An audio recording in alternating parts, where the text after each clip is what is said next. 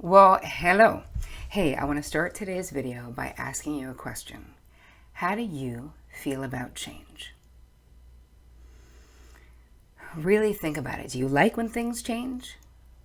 Do you like when they discontinue your favorite breakfast at your favorite diner? Or if your favorite Zumba instructor no longer works at your gym? Do you love that? Really think about it.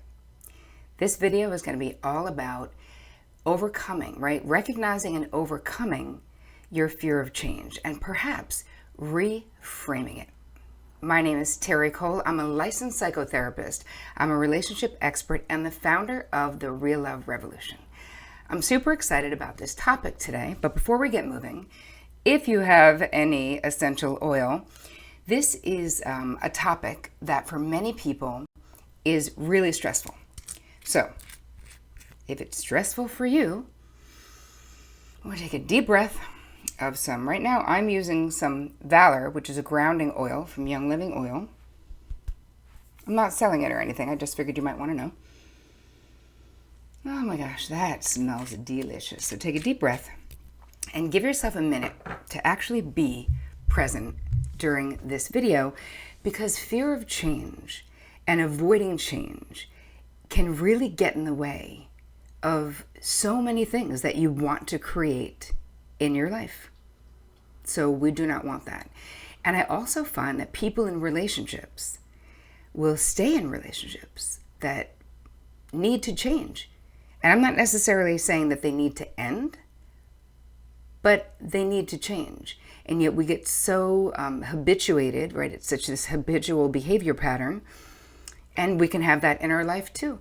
We get so used to being single that there's no room to actually have another person or create space to do something different. So let's start with the definition of change. So there's this family therapist, and his name is Roger S. Gill, and his definition, so for our purposes, we're just going to go with this definition of change. It is a modification to a person's environment, situation, or physical and mental condition that results in circumstances that challenge their existing paradigms.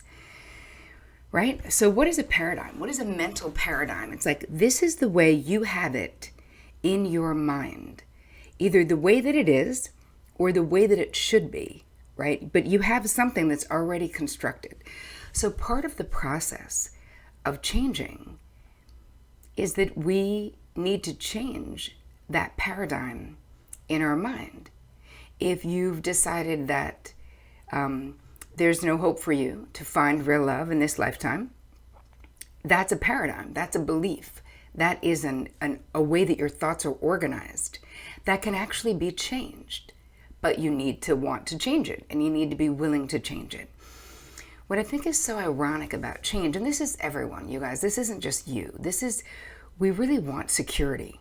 You know, there's something very comforting in things staying the same. But when things stay the same, especially if we're unhappy with the way things are, there's no hope for it to be better.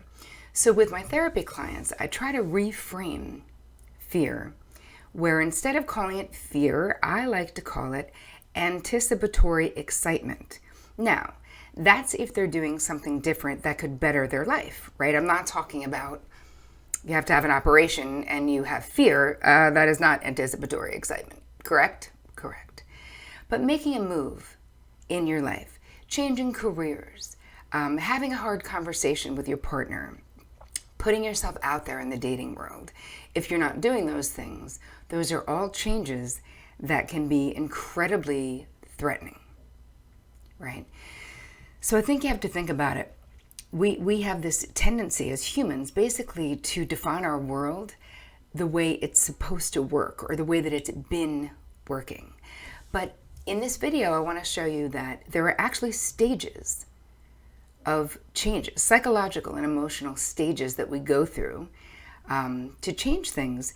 And I think part of the first initial change, that it changing the way you relate to change, because what happens if we have a fear of change is that we don't change things even when they need to change.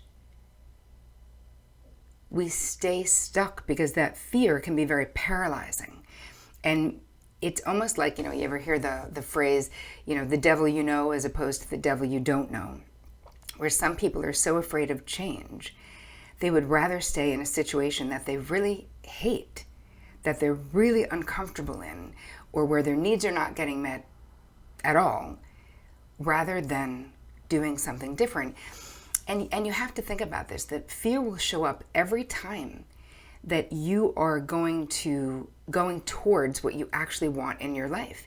Even allowing yourself to think about what that may be, if it means changing. So I've had clients who've been in business for 30 years doing something. And actually one of my clients actually got, the company got bought and she was getting let go. And her anxiety was she was having panic attacks.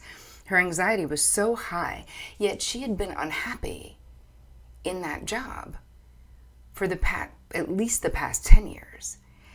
And from that and had always wanted to create her own jewelry business. She'd always done this on the side, making jewelry. She was very creative. But the way that she was raised, that wasn't considered a career. Like she couldn't make money doing that, she thought. She didn't know how to do it. And I think that how you do anything is how you do everything. And so, of course, because she was sort of forced into this situation, she then had all of this time, once we were able to normalize her fear and she could stop having panic attacks, and really put her energy and time into opening this amazingly successful, handcrafted, high-end, eventually it was high-end, that took a few years, but, she had worked for so long and had a little bit of money saved, and she could put some time and energy into herself, but it took a lot of work of us working together, because her fear mind was like, get another job in this same industry, even though you hate this industry, and even though you've been unhappy for a decade. So sometimes the universe will give us a little nudge. Sometimes it may feel like a shove down a flight of stairs that changes our situation. But I hope that you guys can see those types of changes as the opportunities that they really are. That you can actually do something different. And how amazing to have that opportunity to do something different. So I want to get to the truth about change. One of my mentors, Davidji, who is a meditation teacher and just amazing person. He actually taught me to meditate like 15 years ago at the Chopra Center.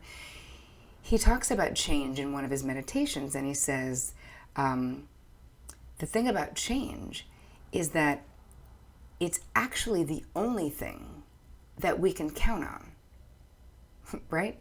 Because everything is going to change. I'm no longer 25, and probably neither are you, right? Our world is different. 9/11 changed everything. Having a African-American president changed everything. Like, things change no matter how much we resist them.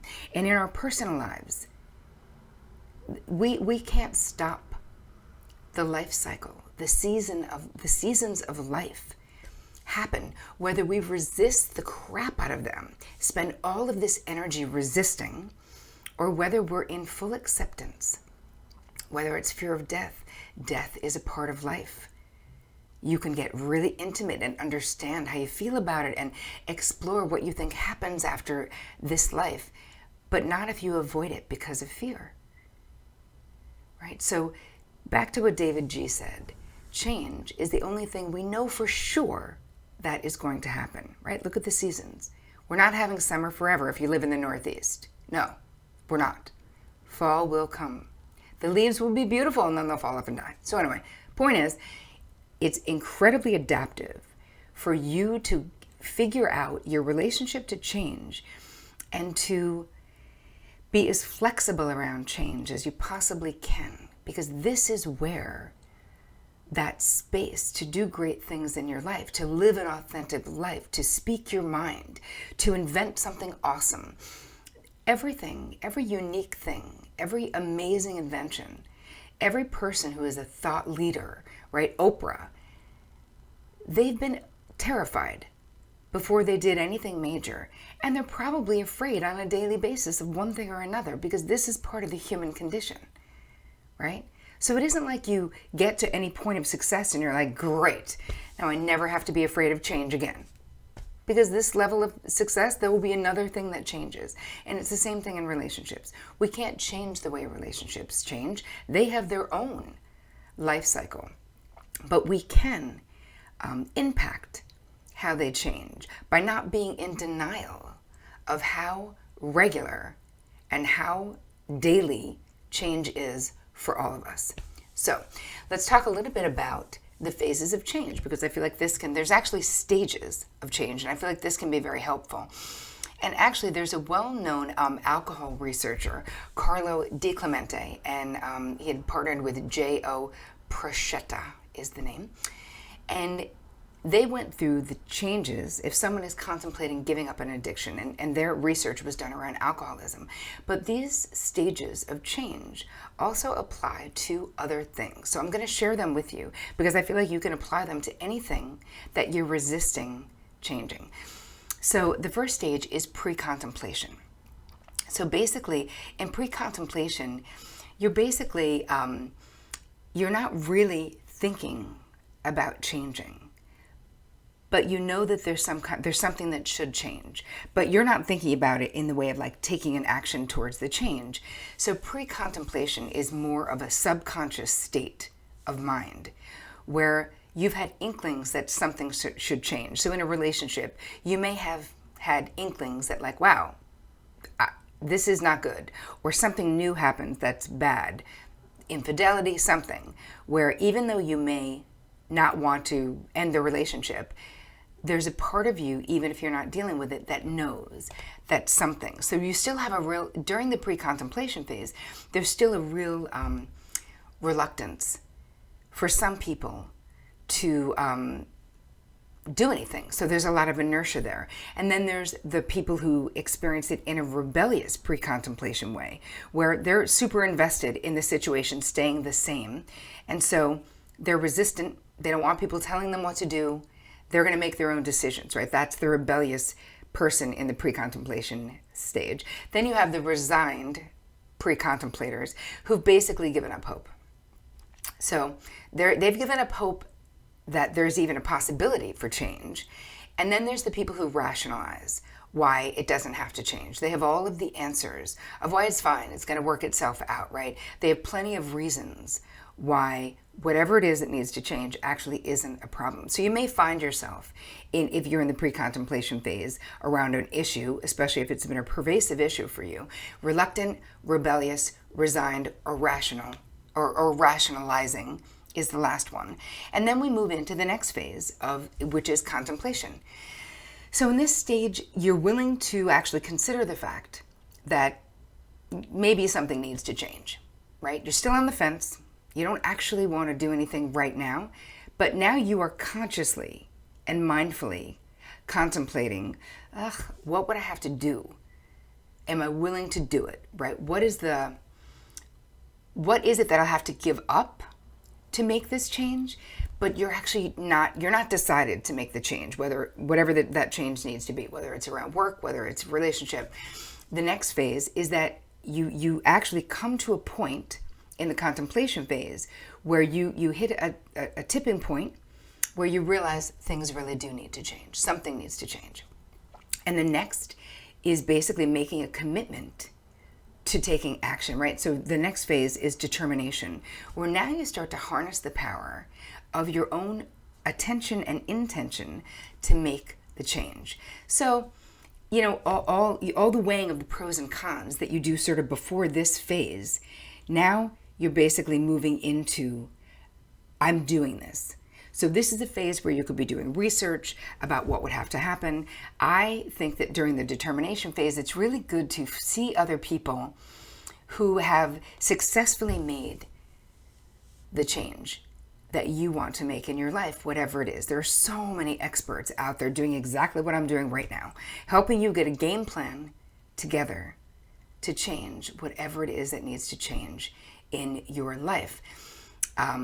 Getting a mentor, doing your own research, maybe getting into therapy, getting a coach. These are all ways that once you get into this determination phase, which is basically a commitment to take action, you really want support, because the next phase is the phase of taking action.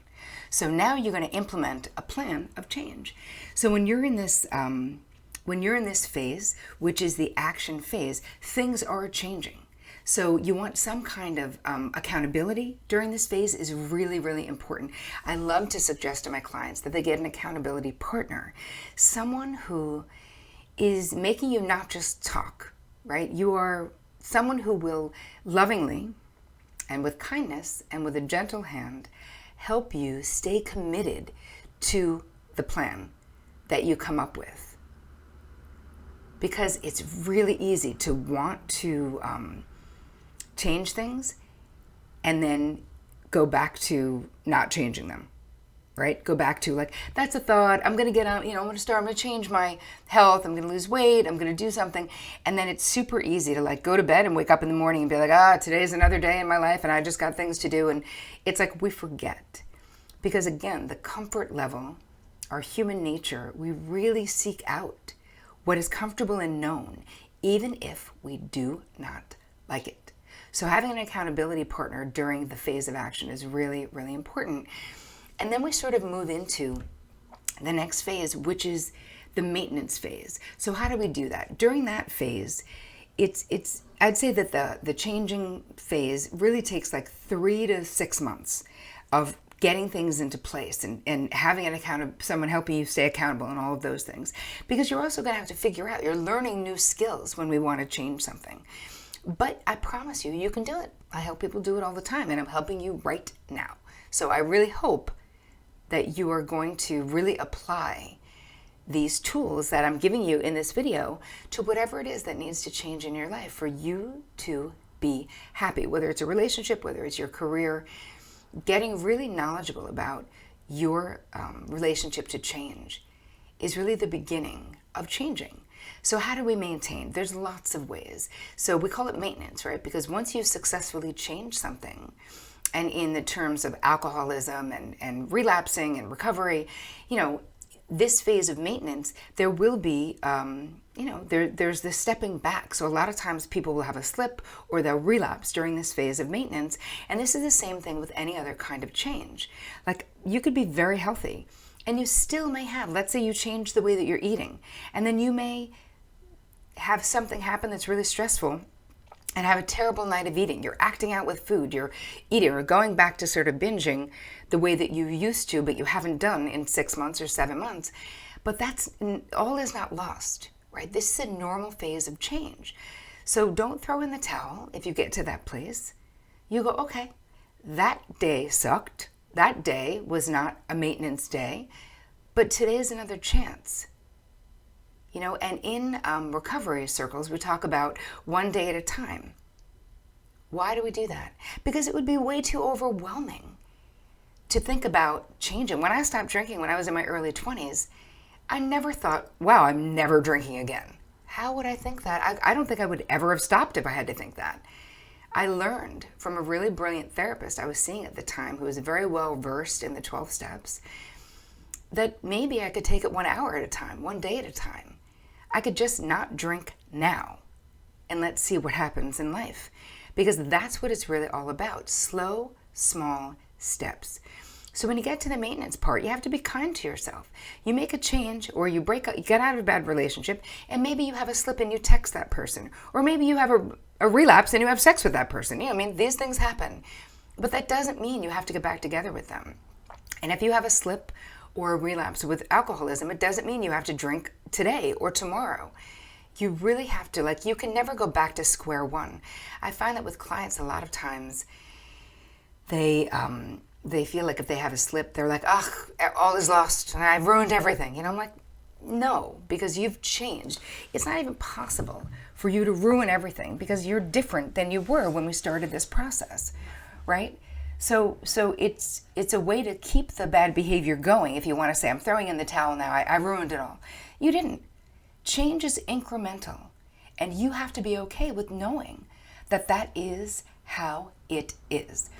And the last phase of this, according to the phases for alcoholism and for recovering from alcoholism, is termination, which is basically the ultimate goal. Psychotherapeutically, I don't call it that. I call it normalization.